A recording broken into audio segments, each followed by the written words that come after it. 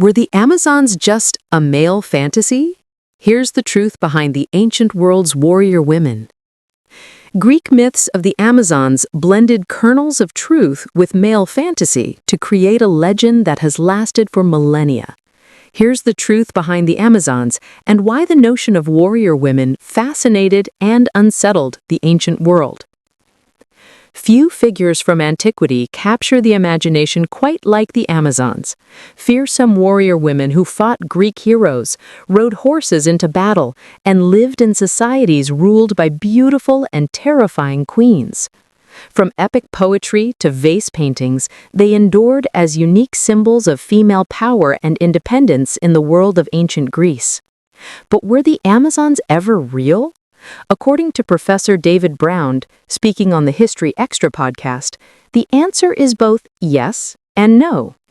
There are two ways that we use the word Amazons. There's a general way to mean women who fight, and if you want to know whether they existed in the ancient world, for sure they did. In other words, some women certainly did hunt, fight, and join pitched battles when their city was under attack. These women slot into the archetypal image of an Amazon woman, fearsome fighters who subverted the typical roles of women who lived in the ancient world. But what about the specific Amazons of Greek myth, the horse-riding warrior queens depicted on temples and vases? Brown argues that these were creations of the Greek imagination, shaped as much by male fantasy as by fragments of reality. Real women who fought across the ancient world, the notion of women taking up arms was not purely mythical. Ancient sources and modern evidence suggest that some women did fight in exceptional circumstances. There were women who certainly went hunting and used weapons, and almost certainly participated in battles at times when their city was under attack. These women were not part of a single, all-female society. They were members of families and communities who took up arms in moments of crisis. The ancient Greeks, however, wove these scattered examples into stories of an entire nation of warrior women, an idea that both fascinated and disturbed them. The Amazons of Greek imagination. The notion of the Amazons as a unified group appeared as soon as Greek culture began producing literature and art, where they were depicted in combat with heroes like Heracles, Theseus, and Achilles. The Amazons appear in Greek culture as soon as we start to get Greek texts, Greek ideas, and, astonishingly, Greek buildings. When a state takes a decision to create one of these great big public buildings like the Parthenon, what do? They put depictions of the Amazons across a large part of it. Scenes of Amazons battling Greeks decorated the Parthenon shield and friezes. That Athenians chose to carve warrior women into their most expensive construction project reveals how deeply the myth resonated. So the idea of the Amazons embodied both danger and allure, women who had to be defeated for Greek order to prevail. 20 to 410 BC depicts an Amazonomachy, a mythical battle between Greeks and Amazons. Such scenes were popular in classical art, symbolizing the clash between civilization and the other in ancient Greek thought. Where did the myth of the Amazons come from? In ethnic terms, the Amazons were described as Thracian, living somewhere between the lower Danube and the northern coast of the Aegean Sea, explains Brown. According to myth, Greek heroes destroyed the Amazon homeland in Eastern Europe, which was sitting on the edge of the Greek world. Survivors fled, and some were enslaved and shipped across the continent. As Brown explains, some of the enslaved survivors wrested control of the slave ships, but, lacking the knowledge of how to sail them, ended up being at the mercy of the waves. They then washed ashore near the Black Sea, where they encountered the Scythians, nomadic horse riders famed across the Eurasian steppe. But how did these lost Amazons react in this hostile territory? They're resourceful, they're fiercely intelligent, and they really know horses. So, the first thing they do is start trying to find some horses they can steal, says Brown. Naturally, this brought them into violent conflict with the Scythians. And when the Scythians stripped the armor from dead Amazons, they were astonished. They thought, "My God, these are women, and yet they can fight? They're strong." This foundational myth of the Amazon women, crafted by the Greeks, may have reflected Greek awareness of steppe cultures where women did sometimes ride and fight alongside men. What archaeology tells us about real Amazons? Modern archaeology offers glimpses of reality behind the myths. In Scythian-era burials on the Black Sea steppe, some female skeletons have been found with bows, arrows, and even spears. Were these women the Amazons of Greek legend? You do have some burials which may well be burials of women with weapons, but the fact that the weapon is there doesn't necessarily tell you a great deal, Brown cautions. Some of these women may indeed have been warriors. Others may have been buried with weapons as symbolic objects. So, while the evidence can be overstated, it does show that women in steppe societies sometimes played martial roles, perhaps frequently enough and visibly enough to fuel Greek stories of Amazons. This Nolan Amphora, dated to around 470 to 460 BC, depicts a dramatic combat scene between a Greek warrior and an Amazon. An ancient Greek male fantasy? For Greeks, the appeal of the Amazons was not just that they were capable warriors, it was that they represented an inversion of the Greeks' own society. The Greek image of this Amazon society is that they are entirely matriarchal. They have a queen, and these Amazons are quite explicitly beautiful in a way that appeals to men. After all, this is a Greek male fantasy we're dealing with here, ultimately.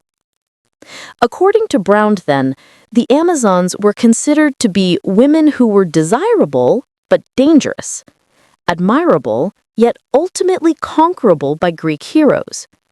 It's a myth that emphasizes the strangeness of far-flung lands beyond the borders and control of ancient Greece, while also asserting Greek power.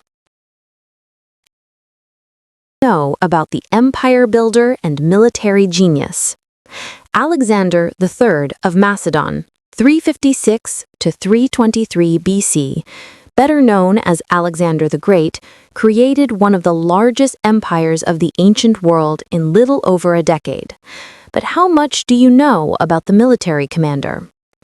In this comprehensive guide to Alexander the Great, Spencer Day presents 17 moments that explain why Alexander was such a force to be reckoned with. Jeremy Pound reveals Alexander's early life and considers his role as an empire builder. Professor Paul Cartledge considers his personality and semi-mythic status. Plus, Jennifer McCare shares 6 surprising facts about his life and legend. Who is Alexander the Great? Alexander III of Macedon, known to most as Alexander the Great, inherited his kingdom in modern-day Greece at the age of 20 following the assassination of his father, Philip II, in 336 BC. After suppressing his enemies on home soil, Alexander moved quickly to reassert Macedonian power in Greece and to conquer the Persian Empire, achieving victories across the Persian territories of Asia Minor, Syria, and Egypt without suffering a single defeat. The next 8 years of campaigning saw him create an empire that stretched across 3 continents and covered around 2 million square miles, south into Egypt and as far east as the Indian Punjab. He was undefeated in battle and is widely considered one of history's most successful military commanders, but died in his prime at Babylon in June 323 BC, just before his 33rd birthday. Alexander the Great's empire. How did a young king from Macedon inspire his modest army to conquer a domain that spanned the ancient world? Writer Jeremy Pound reveals the secrets behind the man and his downfall. When, on 1st October 331 BC, Alexander III of Macedon faced the massed Persian forces of Darius III at Gaugamela, the outcome should have been a foregone conclusion. Comprising 34,000 infantry and 7,000 cavalry, Alexander's Greek army was by no means small, but Darius commanded a mighty cavalry numbering 34,000 and, it is reckoned, more than 200,000 infantry. What's more, the hot and dusty plain, in what is now northern Iraq, was home turf for the Persians. Alexander's men, in contrast, had been on the march for over 3 years and were over 1,000 miles from home. In fact, the battle was indeed a rout, but not in the expected way. It was the Persians who were crushed, not the numerically inferior Greeks. We will never know the exact figures, but it's believed that around 50,000 Persians were killed in the battle, compared with just 1,000 or so Greeks. With his vast forces in disarray, Darius fled. He survived, for now, but his reign was effectively finished, as was the once great Persian Empire, which had stretched from Libya in the west to the Indus Valley in the east.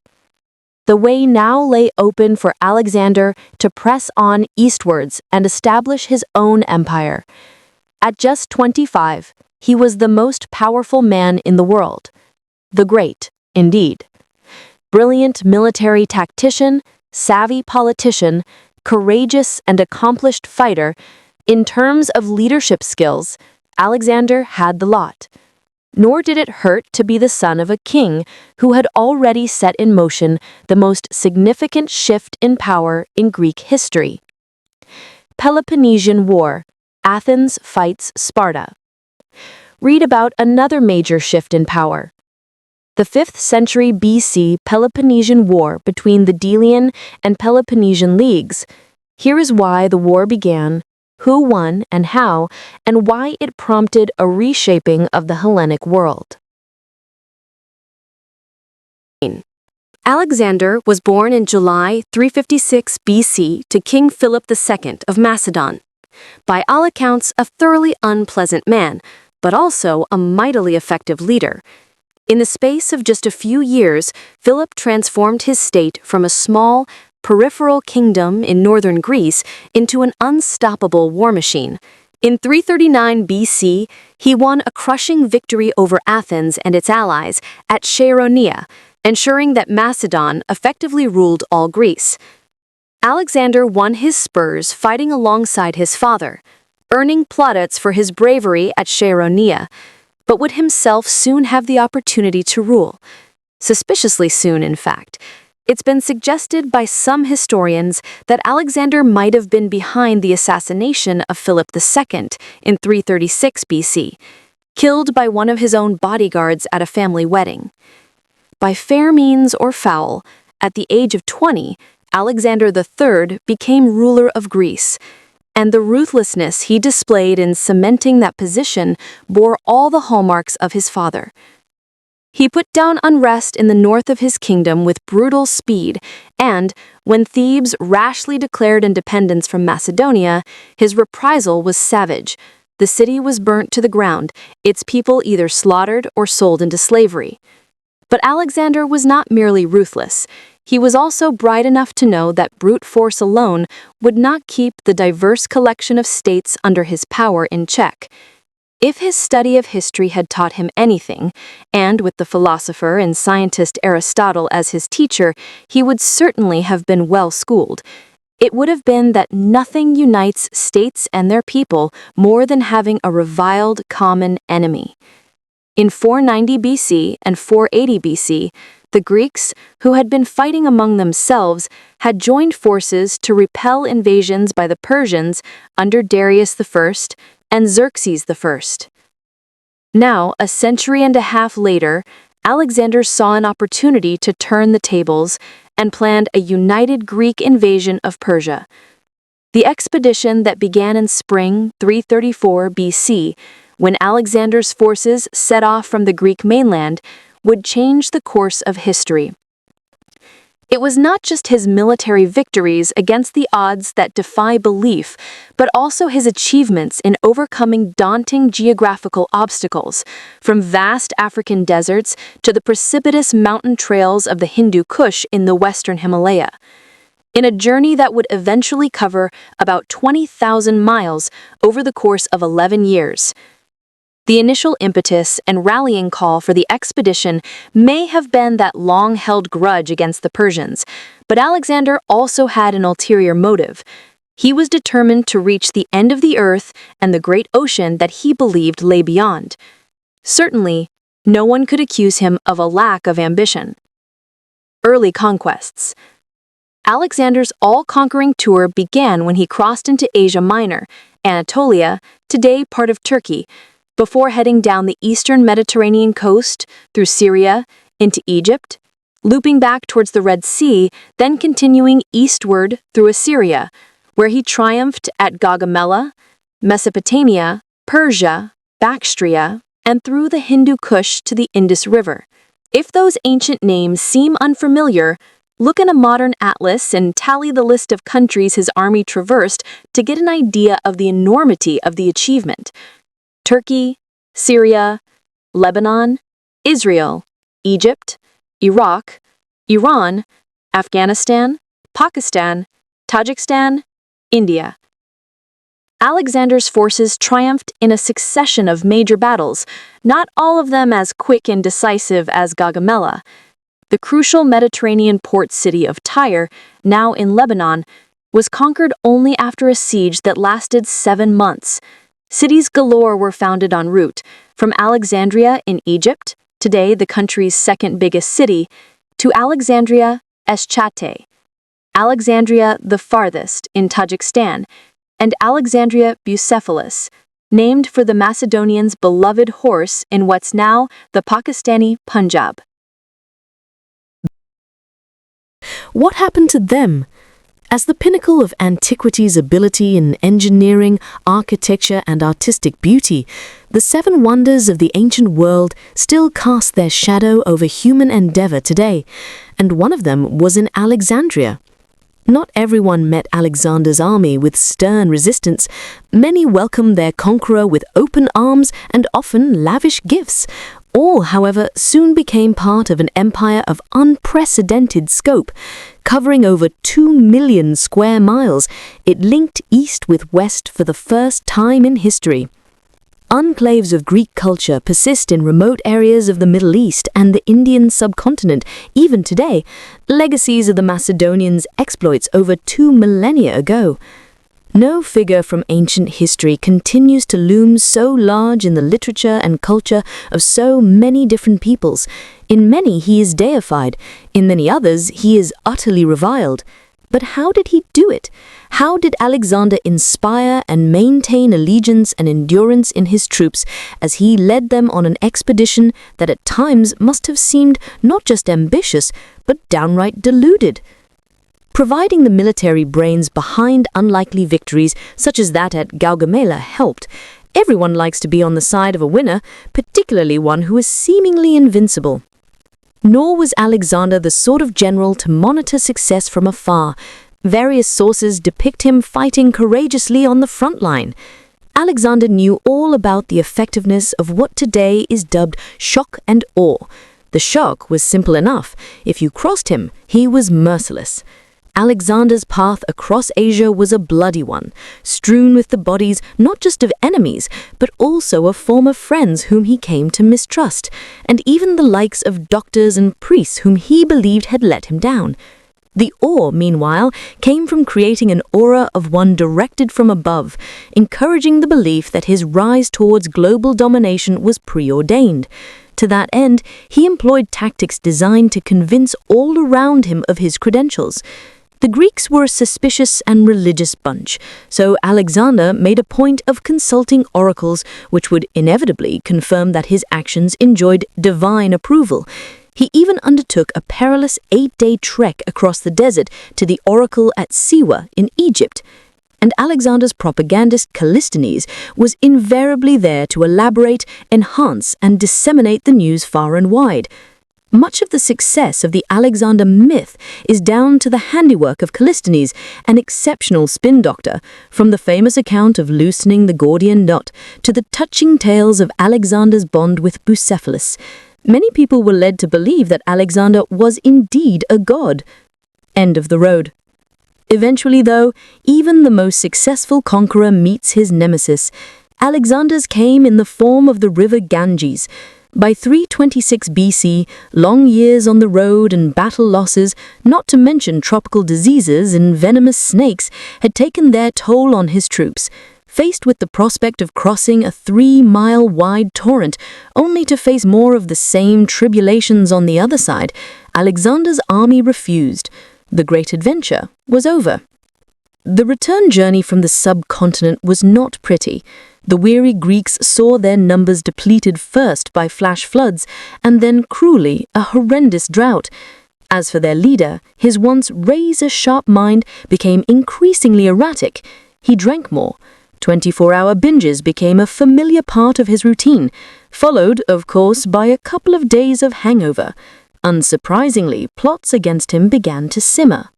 In autumn 324 BC, Alexander's closest companion, and some claim lover, Hephaestion died, possibly of typhus fever or typhoid, exacerbated by heavy alcohol consumption. Devastated, Alexander declined rapidly. He reached Babylon in spring 323 BC and in June took to his sickbed. His condition worsened, and within days he was dead, aged just 32. Was it a fever that killed him, or had his liver simply given up? Perhaps he was poisoned. He was, after all, not short of enemies. Alexander the Great never made it home to Macedon, but then he never intended to. As the greatest military leader in ancient history, he left a monumental legacy, his vast Asian empire and godliness. Historian Paul Cartledge looks into the personality of the 4th century BC military genius to discover what drove him to create a huge empire covering 3 continents. Alexander the Great had no low opinion of himself. That's not surprising given that the 4th century BC ruler had conquered most of the known world before he had even reached the age of 30. Nevertheless, he appears to have been aware of the value of self-promotion, so besides his armies of soldiers, he employed a small army of writers and artists to project the image of himself that he wanted to disseminate to the world at large.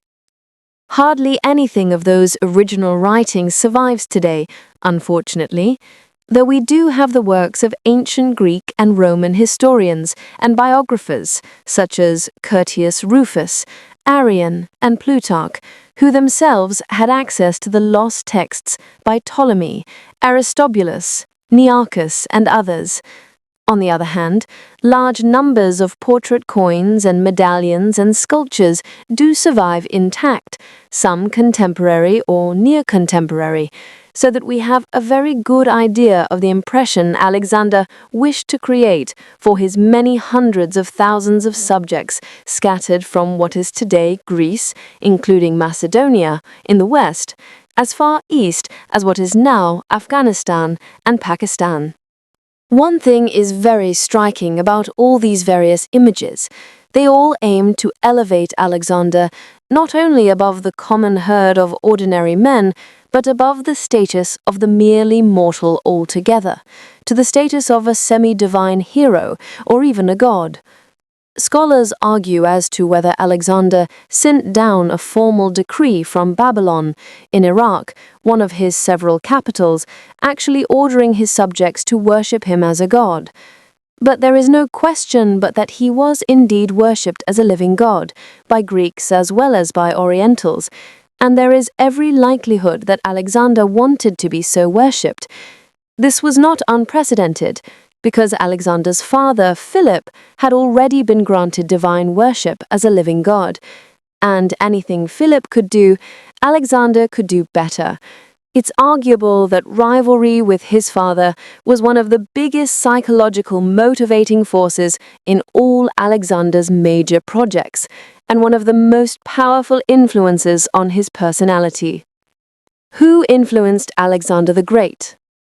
Philip II was, according to one contemporary historian, the most remarkable man Europe had produced. He raised his kingdom of Macedon from a small player on the Greek scene to the major protagonist and arbiter of the Greek world. A man of violent temper and ferocious ambition, Philip fell out with Alexander's mother, Olympias, a Greek princess, quite early on. Alexander, perhaps, therefore, became something of a mummy's boy, not in the sense that he was ever a timid, coddled wimp, but in the sense that his powerfully ambitious mother saw Alexander as a key weapon in her struggle with Philip, and the instrument whereby she could become not just another of Philip's 7 wives, but Queen Mother, mother of the heir apparent, and eventually mother of the Macedonian king. Alexander, who admired Philip, but also envied his achievements, was probably happy to go along with her, perhaps even to the extent of conniving with her at Philip's public assassination at Ægæ in 336. However, Alexander did once quip that the highly strung Olympias made him pay a high rent for the 9 months she had housed him in her womb. Apart from his parents, there were 2 great influences on his life from boyhood. One was the great Thessalian stallion Bucephalus, whom Alexander himself tamed, and from whom he was pretty much inseparable from at least his early teens until the death of the great horse, aged about 30 in Pakistan in 326. So moved was Alexander by his loss that he actually named one of his new city foundations after him in the Indus Valley. The other was Alexander's boyhood comrade, Hephaestion. He came from an elite Macedonian family and was among the close group of comrades who had the privilege of being taught with Alexander by the philosopher Aristotle to the west of the Macedonian capital of Pella. Hephaestion was a bit older and a bit taller than Alexander, and it is probable that at some stage their relationship was more than platonic. Was apparently not that important. Sex and sleep, he is said to have remarked, are the only 2 things that remind me I'm mortal. Or, as his best surviving historian, Arrian, a Greek from Asia Minor, writing in the 2nd century AD, put it, warfare and military exploits gave Alexander the sort of thrill that others derived from sexual conquest. Not that Alexander was a monk, he is said to have had sex even with a mythical Amazon queen, and to have fathered a child with his beautiful Sogdian bride, Roxanne, from what is today Uzbekistan. He allegedly had affairs with the Persian wife of a dangerous Greek opponent fighting on the Persian side, and a liaison with a Persian eunuch. What's striking is that his preferred sexual partners were mainly Oriental rather than Greek or Macedonian. Philip is said to have fought his wars by marriages, that is, by concluding diplomatic marriage alliances as a way to secure a victory, or as an alternative to fighting in order to decide the issue of territorial control. Alexander preferred to settle disputes by fighting, on the whole. However, even he took 3 wives, the other 2, besides Roxanne, both being Persian princesses. Alexander the Great away from the battlefield. When Alexander was not fighting, there was nothing he loved to do more for relaxation than hunt. Big game hunting, that is. Wild boar and lions, not child's play quarries like hares or doves. In Macedon there were only 2 tests of manhood, killing a wild boar and killing a man in battle. Alexander had passed both of those by the time he was 16, besides hunting the wild mountain lions and sharp-eyed lynxes that still abounded in the western Macedonian upland country. Buck Felis served Alexander no less faithfully as his hunting mount than as his number 1 war horse. When the going got tough on campaign, as it did in Iran, Afghanistan and Central Asia, After he had defeated great King Darius III of Persia and taken his crown, a reward for any success was a day's hunting in a game park. In one of these hunting sprees near modern Samarkand, no fewer than 4,000 animals were allegedly slaughtered. It is the same dedicated hunter's mentality that made Alexander ruthless in pursuit of all his goals. Historians have argued since antiquity over what might have been Alexander's ultimate goal had he not died prematurely, and probably of a malarial or typhoid fever rather than by an assassin's poison-bearing hand at Babylon in 323 owing to his age 33. One theory takes us back to our starting point, to his self-projection as more than merely mortal. Certainly, he was religious, even superstitious, a trait he seems to have inherited or at any rate could easily have learned from his mother. He relied especially heavily on the guidance of his personal diviner, Aristander, a Greek from Telmesis in what is now southwestern Turkey. Aristander's interpretation of portents such as the behavior of birds could mean life or death for Alexander's supposed friends no less than his sworn enemies. Consultation of oracular shrines was a fixed part of Alexander's routine. Apollo's seat at Delphi in central Greece was hardly out of his way in 336, and the priestess there was made to prophesy that he would be invincible. But the trip to the oasis of Siwa in Egypt's western desert, a dangerous journey over several hundred waterless and dust-ridden kilometers, was a different proposition. Alexander gravely announced that the oracle's presiding deity Ammon, whom the Greeks often identified with their Zeus, had promised him his heart's desire. But what that was has to be inferred from his subsequent behavior. It was something to do with the truth about his origins. The oracle seems to have confirmed Alexander in his belief that he had been born the son of a god rather than mortal. Not all his closest companions were as enamored as he was of the notion that Philip was just Alexander's so-called father, nor did they all follow Hephaestion's lead in paying to Alexander the kind of public adoration that they thought was only appropriate for a true Olympian divinity. Persians, too, had not been in the habit of recognizing their great king as a living god, but had seen him rather as the vicar on earth of the great god of light, Ahura Mazda. Some of Alexander's Oriental subjects, on the other hand, such as the Egyptians, would have thought less of him as their king if he had not been the recipient of divine worship. So, as well as being one of the major drivers of his personality, Alexander's intimations of godhead could easily have been one of the major causes of dissension at the heart of his mixed Greek-Oriental court. Posterity has generally been more kind to Alexander, variously venerating or indeed worshipping him as a saint as well as a wonder-working holy man and military hero.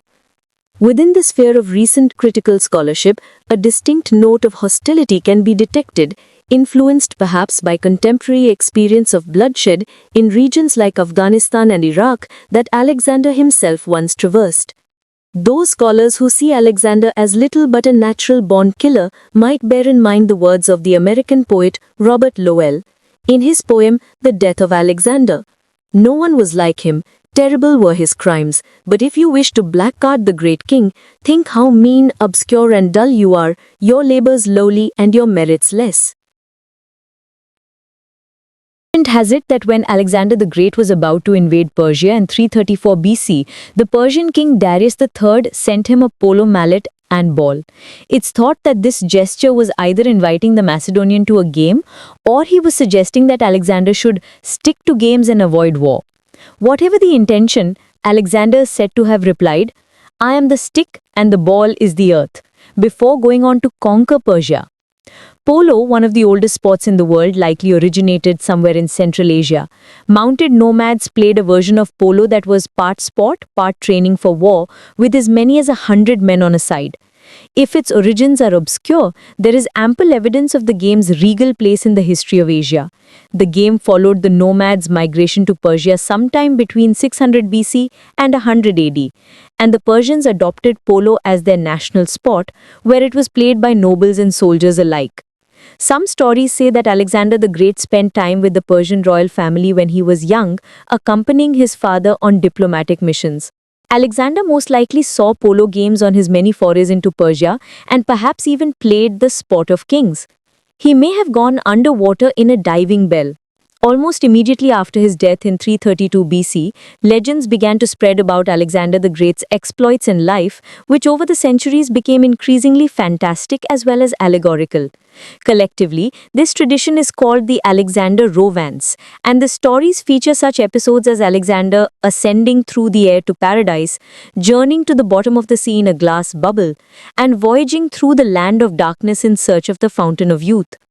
Writing attributed to the Greek philosopher Aristotle references a diving bell, describing a cauldron forced straight down into water, thus keeping the air within it. In fact, it's possible that Alexander the Great saw or was perhaps even in a glass diving bell. There are stories about him visiting the bottom of the ocean in a glass ball during his famous siege of Tyre, Lebanon, where it is said that Alexander used divers to remove underwater obstacles from the harbor and that the divers used crude glass diving bells. These may very well be just legends, but it is conceivable that Alexander, who was curious to learn about everything, had a go in a glass diving bell himself. We almost certainly know what he looked like. The Azara Herm is a Roman copy of a bust of Alexander the Great that was almost certainly made by the Greek sculptor Lysippus. According to the Greek writer Plutarch, Alexander made Lysippus his official portrait artist during his reign. Thanks to its original inscription, this figure can be definitely identified as Alexander the Great, son of Philip II of Macedon. Since the Azara Herm is a Roman copy made centuries after Alexander's death, it is likely not as precise as the original. The bust was unearthed in 1779 during an excavation at Tivoli, Italy, organized by Joseph Nicolas Azara, the Spanish ambassador to the Holy See and later to France. Azara presented the sculpture to Napoleon Bonaparte as a diplomatic gift. Today it resides in the Louvre Museum in Paris. For a time, this was the only known portrait of Alexander, and it is generally regarded as the surviving portrait that looks the most like him. Alexander the Great can be considered fiction. The Greek writer Plutarch wrote Parallel Lives, his series of biographies of famous Greeks and Romans, in pairs. His famous biography of Alexander is paired with Julius Caesar. However, Plutarch's reliability as a biographer is questionable. He lived 400 years after Alexander the Great, and contemporary writings were scarce. Plutarch was also Greek, and the Greeks saw Alexander as an upstart barbarian. Firstly, because of historic snobbery, anyone non-Greek was considered a barbarian, and secondly, because the Greeks still resented the Macedonians, who, under Alexander's father, had conquered Greece through battles and diplomacy. Plutarch begins his biography by saying he's not writing history, but rather a life story. Because, he goes on to explain, it's better to get to know a person from his character and his jokes than from endless battles fought and won. He pretends to glorify Alexander beyond reason, writing, "On his father's side, he was descended from Heracles." However, since Alexander himself had claimed the title of son of Zeus, Plutarch was definitely trying to take him down a peg. Nevertheless, Plutarch's biography does include some fascinating tidbits of information, such as his claim that the Battle of Gaugamela, the decisive battle Alexander the Great fought against Persia in 331 BC, was fought during an eclipse. He also describes how Alexander the Great spent the night before the battle in his tent with his diviner, Aristander, performing certain mysterious ceremonies and sacrificing to the god Fear. Alexander the Great's favorite military tactic was the phalanx. The phalanx, a rectangular mass military formation made up of closely ranked troops, was a formidable fighting machine.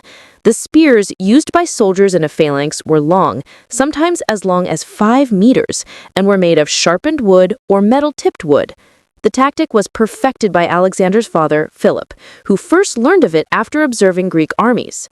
According to the Greek historian Arrian's Anabasis, written in the 2nd century AD, Alexander drew up his army in such a way that the depth of the phalanx was 120 men, and he ordered them to preserve silence in order to receive the word of command quickly.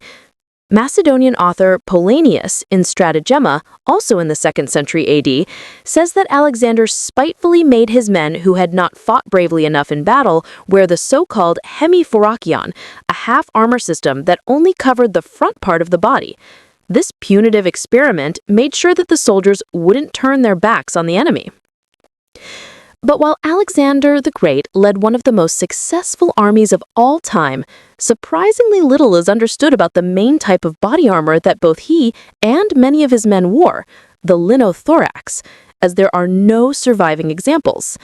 The linothorax was a type of body armor created by laminating together layers of linen. It wrapped around the torso and tied over the shoulder with 2 flaps. The most famous image of this kind of body armor is the Alexander Mosaic, a celebrated ancient mosaic which was found in the largest house in Pompeii, the House of the Faun, and depicts Alexander the Great's defeat of the Persian king Darius. 10 shocking torture methods from medieval history. Medieval torturers knew what they were doing when it came to inflicting pain. In fact, their reputation has seen them credited over the centuries with devices that are more mythical than medieval. From the rack to the rat, discovered the most gruesome torture methods. So you're a person living in the medieval period, and you find yourself on the wrong side of the law, or simply on the wrong side of the powerful. What worries you most? Being locked up in a cell, being fined, or being publicly humiliated in the stocks? Or none of the above. There are punishments that are far more troubling, with brutal and deadly consequences. During this period, an appalling assortment of torture methods and devices were used to punish, extract confessions, regardless of the truth, and perhaps most importantly, instill fear. They inflicted unspeakable horrors on their victims, so much so that we still feel their legacy to this day. Yet, contrary to popular belief, these methods were not ubiquitous forms of punishment in the medieval period. I think torture is much less prevalent than we so often believe, explains Dr. Hannah Skoda, speaking on an episode of the History Extra podcast. There's a really horrible phrase in the legal records where it says, someone was put to the question, which means that they're going to be tortured. But even there's a strong sense that this was something problematic and to be avoided if possible. So what's more, some of the most notorious devices known today were never used in the medieval period at all. Still, when torture was employed, it would be horrific for those put to the question, as they were stretched, crushed, or impaled. Let's explore 10 of the most infamous medieval torture methods. Arguably the most infamous of them all, the rack was introduced to England in the 15th century by the Duke of Exeter. As Dr. Hannah Soda explains, he was the constable of the Tower of London, so the device became known as the Duke of Exeter's daughter. Victims were laid out on a rectangular frame and their wrists and ankles tied with ropes at the top and bottom. The ropes were attached to a mechanical crank, which, when turned, stretched the body and pulled the joints beyond breaking point. As the interrogation process continued, the strain was increased, inflicting agony and forcing the victim to relent and spill their secrets. This relentless tension dislocated joints, snapped ligaments, and could even tear limbs from the body. Just to look at this pyramid-shaped device is enough to make you wince. In medieval times, the threat of it alone could inspire people to confess to whatever the torturers wanted. The victim would be perched above the Judas cradle, also known as the Judas chair, and lowered, often by ropes, onto the spiky top. Their weight eventually forced the tip of the pyramid into their body, causing it to rip through the pelvis. There is much evidence in historical accounts that though this device varied in design, it was used across medieval Europe, but has been most associated with the Spanish Inquisition. Metal contraption was in the shape of a pear and allegedly caused a lot of anguish.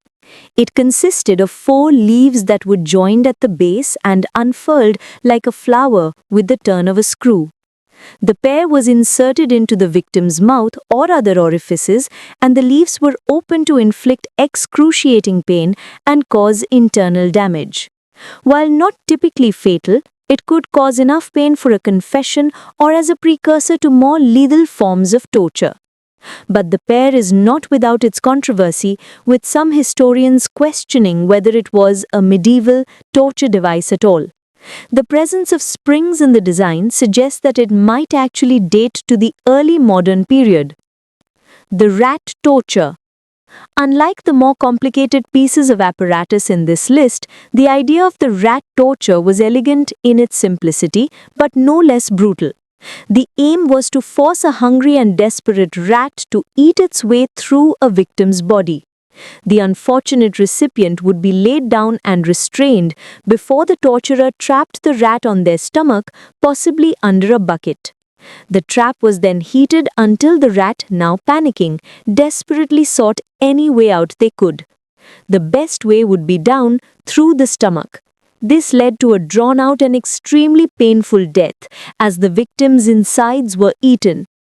The purpose of this tool, which resembles a pair of gardening shears, was as straightforward as the name suggests.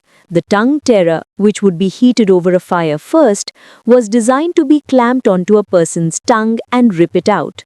The executioner twisted and pulled whatever worked and caused the most pain. This ended up being a useful way of dealing with those accused of blasphemy or spreading heretical ideas, silencing them in the most literal way possible. As the breaking wheel, or Catherine wheel, this especially gruesome form of execution device for criminals was used from antiquity up until the 19th century. Nothing more than a large wheel like from a cart, it was a versatile tool to cause suffering. The victim could have it dropped on their limbs, almost certainly breaking them, or they could be tied to the spokes and beaten, or both, of course. The wheel could be turned over a fire or pushed down a rocky hillside, while some versions included spikes that impaled the back. To conclude the horrific display, the wheel could then be hung as a warning to others. This was due to the belief, similar to crucifixion, that this prevented the deceased from the transition to resurrection. The thumbscrew.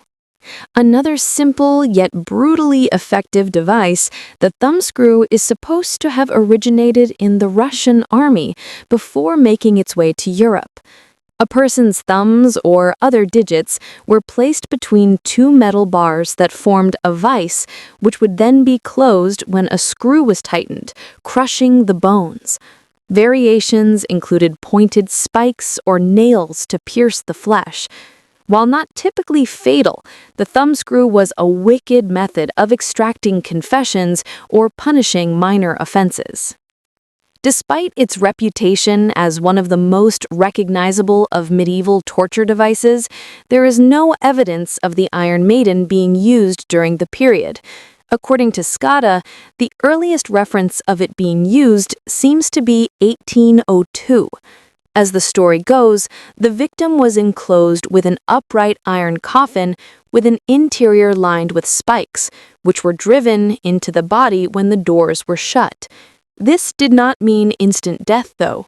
The spikes were of specific lengths to pierce vital organs while prolonging the suffering, with it taking hours for the victim to bleed out. It gets worse. 2 spikes in the Iron Maiden were positioned to pierce the eyes. Used during the Spanish Inquisition, the heretic's fork looked like a double-ended fork, each with 2 prongs, held by a leather strap that went around the victim's neck. One end went under the chin and the other against the breastbone. Once on, the wearer could neither speak nor sleep, as any movement would drive the forks into their flesh.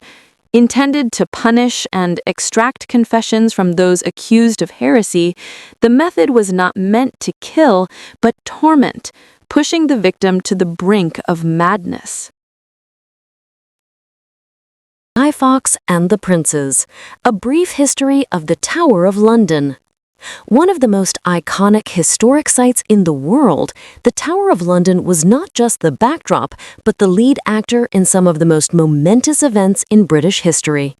Exploring its long and fascinating history reveals a cast of characters from the well-known, such as Anne Boleyn and the Princes in the Tower, to the more unexpected, spies, jewel thieves, and polar bears. Here, author and historian Tracy Borman investigates. The Tower of London was founded by William the Conqueror after his famous victory at Hastings in 1066. Using part of the huge defensive Roman wall known as London Wall, William's men began building a mighty fortress to subdue the inhabitants of London. A wooden castle was erected at first, but in around 1075-1079, work began on the gigantic keep, or Great Tower, later called the White Tower, which formed the heart of what, from the 12th century, became known as the Tower of London. Although it was built as a fortress and royal residence, it wasn't long before the tower took on a number of other, more surprising roles. In 1204, for example, King John established a royal menagerie there. Upon losing Normandy that year, he had been given the bizarre consolation prize of 3 crate-loads of wild beasts. Having nowhere else suitable to keep them, he settled for the tower. John's son Henry III embraced this aspect of the tower's role with enthusiasm, and it was during his reign that the royal menagerie was fully established. Most exotic of all Henry III's animals was the pale bear, probably a polar bear, a gift from the King of Norway in 1252. 3 years later, the bear was joined by a beast so strange that even the renowned chronicler Matthew Paris was at a loss for words. He could only say that it eats and drinks with a trunk. England had welcomed the first elephant in England since the invasion of Claudius. It was also during the 13th century that the tower embraced another function that might not be expected of a fortress. Determined to keep the production of coins under closer control, Edward I moved the mint here in 1279. His choice was inspired by the need for security. After all, the mint's workers literally held the wealth of the kingdom in their hands. So successful was the operation that it would remain at the tower until the late 18th century. At around the same time that the mint was established, the tower also became home to the records of government. For centuries, the monarch had kept these documents with them wherever they traveled, but the growing volume forced them to be stored in a permanent and very secure space. During Edward I's reign, the tower became a major repository of these records. Purpose-built storage for the records was never provided there, however, so they competed for space with weapons, gunpowder, prisoners, and even royalty. As with the mint, they would remain there for many centuries to come. Rebel invaders. It was said that he who held London held the kingdom, and the tower was the key to the capital. It is for that reason that it was always the target for rebels and invaders. One of the most notorious occasions was the Peasants' Revolt of 1381, which was prompted by the introduction of a new poll tax by Richard II's government. Under the leadership of the charismatic Walter, or Wat Tyler, in June 1381, 20,000 rebels marched on the capital and headed straight for the Tower of London. The king agreed to meet them, but as soon as the gates were opened to let him out, 400 rebels rushed in. Ransacking their way to the innermost parts of the fortress, they reached the second floor of the White Tower and burst into St. John's Chapel, where they found the despised Archbishop of Canterbury, Simon Sudbury, leading prayers. Without hesitation, they dragged him and his companions to Tower Hill and butchered them.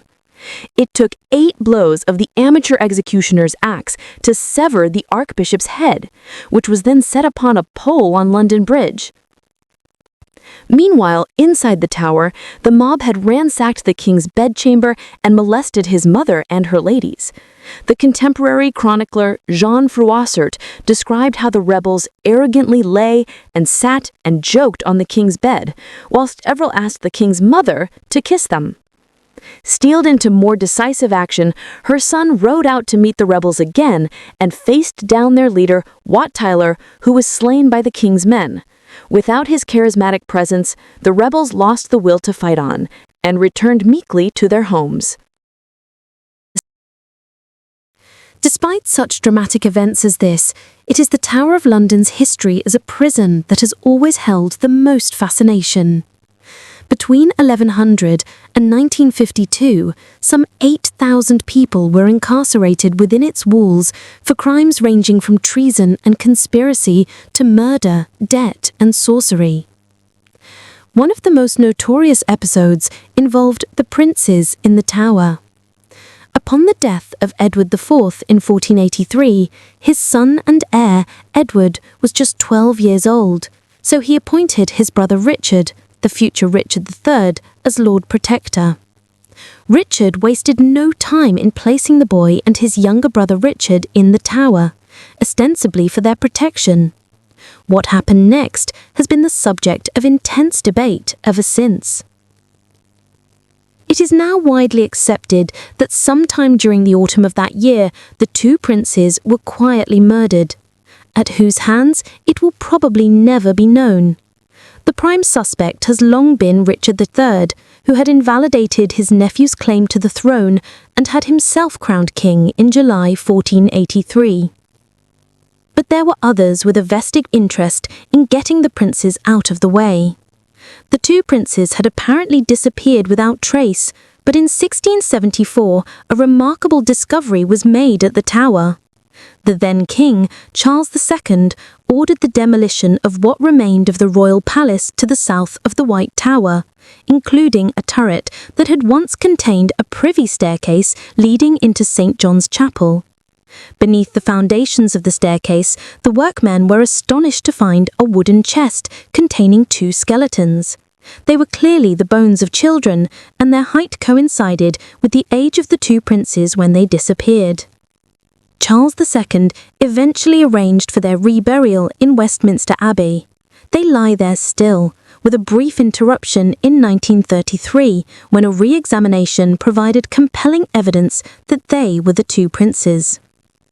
The controversy surrounding their death was reignited by the discovery of Richard III's skeleton in Leicester in 2012 and shows no sign of abating. Executions and imprisonment. The Tudor period witnessed more victims of royal wrath than any other.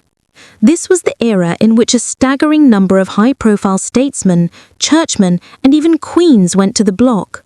The fortress came to epitomize the brutality of the Tudor regime, and of its most famous king, Henry VIII. The most famous of the Tower's prisoners during the Tudor era was Henry VIII's notorious second queen, Anne Boleyn. High-handed and unqueenly, Anne soon made dangerous enemies at court. Among them was the king's chief minister, Thomas Cromwell, who was almost certainly responsible for her downfall.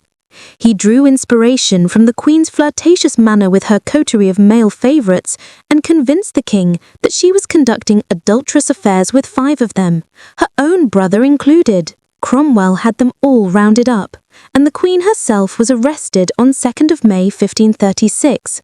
She was taken by barge to the Tower, stoutly protesting her innocence all the way, and incarcerated in the same apartments that had been refurbished for her coronation in 1533. Anne watched as her alleged lovers were led to their deaths on Tower Hill on 17th of May. 2 days later, she was taken from her apartments to the scaffold. After a dignified speech, she knelt in the straw and closed her eyes to pray. With a clean strike, the executioner severed her head from her body. The crowd looked on aghast as the fallen queen's eyes and lips continued to move, as if in silent prayer, when the head was held aloft.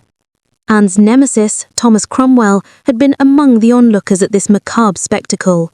His triumph would be short-lived. 4 years later, he was arrested on charges of treason by the captain of the Royal Guard and conveyed by barge to the Tower.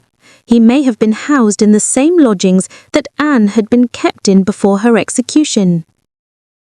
The death of Elizabeth I in 1603 signaled the end of the Tudor dynasty.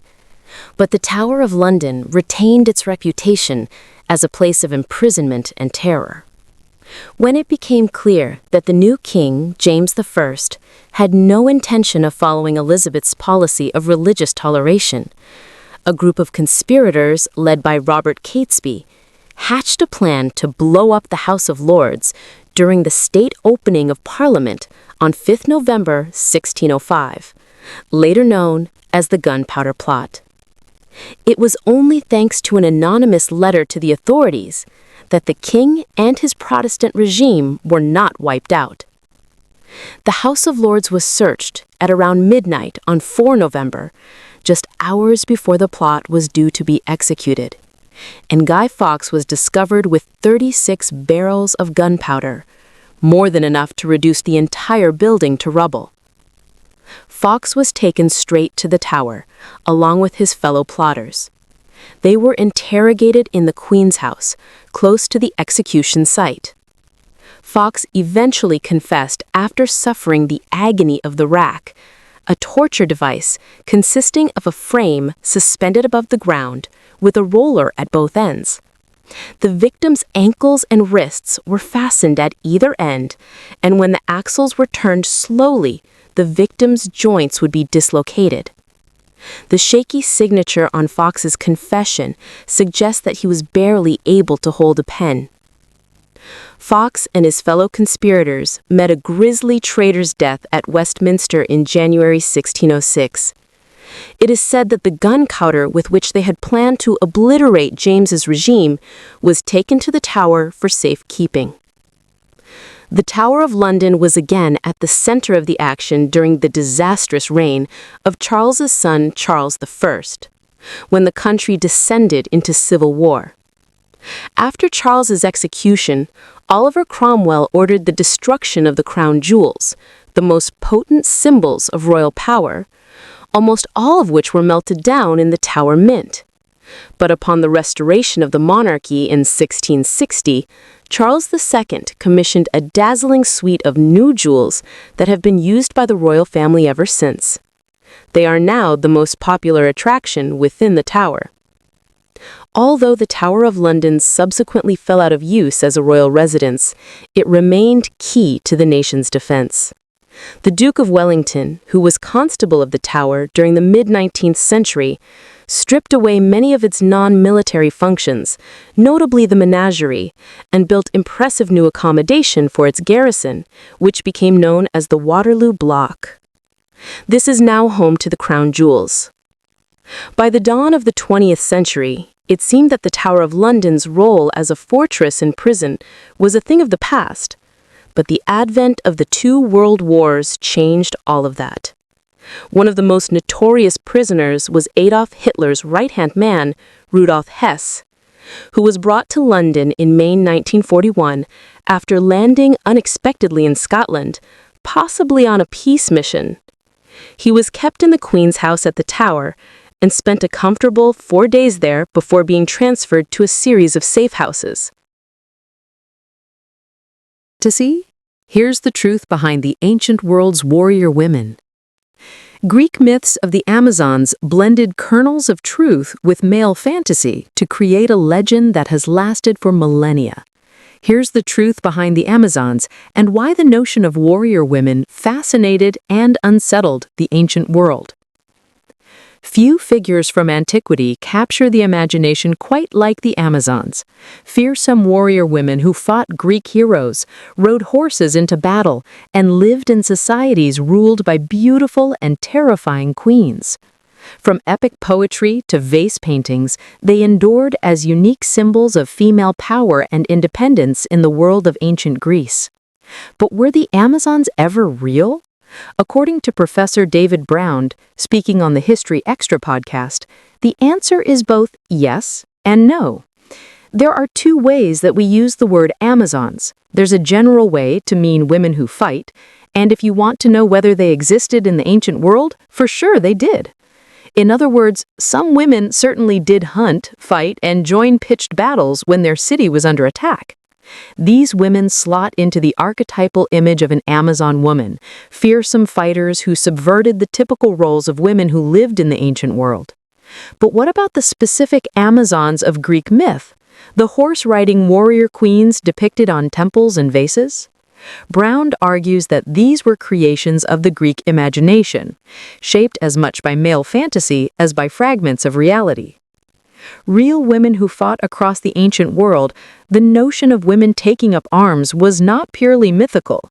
Ancient sources and modern evidence suggest that some women did fight in exceptional circumstances. There were women who certainly went hunting and used weapons, and almost certainly participated in battles at times when their city was under attack. These women were not part of a single, all-female society. They were members of families and communities who took up arms in moments of crisis. The ancient Greeks, however, wove these scattered examples into stories of an entire nation of warrior women, an idea that both fascinated and disturbed them. The Amazons of Greek imagination.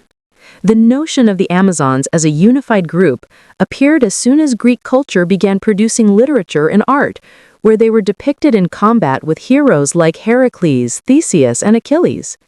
The Amazons appear in Greek culture as soon as we start to get Greek texts, Greek ideas, and, astonishingly, Greek buildings. When a state takes a decision to create one of these great big public buildings like the Parthenon, what do? They put depictions of the Amazons across a large part of it. Scenes of Amazons battling Greeks decorated the Parthenon's shield and friezes. That Athenians chose to carve warrior women into their most expensive construction project reveals how deeply the myth resonated.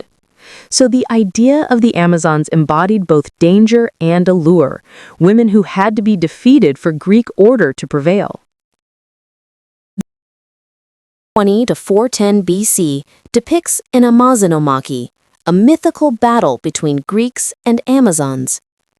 Such scenes were popular in classical art, symbolizing the clash between civilization and the other in ancient Greek thought.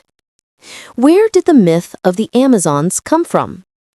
In ethnic terms, the Amazons were described as Thracian, living somewhere between the lower Danube and the northern coast of the Aegean Sea, explains Brown. According to myth, Greek heroes destroyed the Amazon homeland in Eastern Europe, which was sitting on the edge of the Greek world. Survivors fled, and some were enslaved and shipped across the continent. As Brown explains, some of the enslaved survivors wrested control of the slave ships, but, lacking the knowledge of how to sail them, ended up being at the mercy of the waves. They then washed ashore near the Black Sea, where they encountered the Scythians, nomadic horse riders famed across the Eurasian steppe. But how did these lost Amazons react in this hostile territory? They're resourceful, they're fiercely intelligent, and they really know horses. So, the first thing they do is start trying to find some horses they can steal, says Brown. Naturally, this brought them into violent conflict with the Scythians. And when the Scythians stripped the armor from dead Amazons, they were astonished. They thought, "My God, these are women, and yet they can fight? They're strong." This foundational myth of the Amazon women, crafted by the Greeks, may have reflected Greek awareness of steppe cultures, where women did sometimes ride and fight alongside men. What archaeology tells us about real Amazons? Modern archaeology offers glimpses of reality behind the myths. In Scythian-era burials on the Black Sea steppe, some female skeletons have been found with bows, arrows, and even spears. Were these women the Amazons of Greek legend? You do have some burials which may well be burials of women with weapons, but the fact that the weapon is there doesn't necessarily tell you a great deal, Brown cautions. Some of these women may indeed have been warriors. Others may have been buried with weapons as symbolic objects. So, while the evidence can be overstated, it does show that women in steppe societies sometimes played martial roles, perhaps frequently enough and visibly enough to fuel Greek stories of Amazons. This Nolan Amphora, dated to around 470 to 460 BC, depicts a dramatic combat scene between a Greek warrior and an Amazon. An ancient Greek male fantasy? For Greeks, the appeal of the Amazons was not just that they were capable warriors, it was that they represented an inversion of the Greeks' own society. The Greek image of this Amazon society is that they are entirely matriarchal. They have a queen, and these Amazons are quite explicitly beautiful in a way that appeals to men. After all, this is a Greek male fantasy we're dealing with here, ultimately. According to Brown, then, the Amazons were considered to be women who were desirable but dangerous, admirable yet ultimately conquerable by Greek heroes. It's a myth that emphasizes the strangeness of far-flung lands beyond the borders and control of ancient Greece, while also asserting Greek power.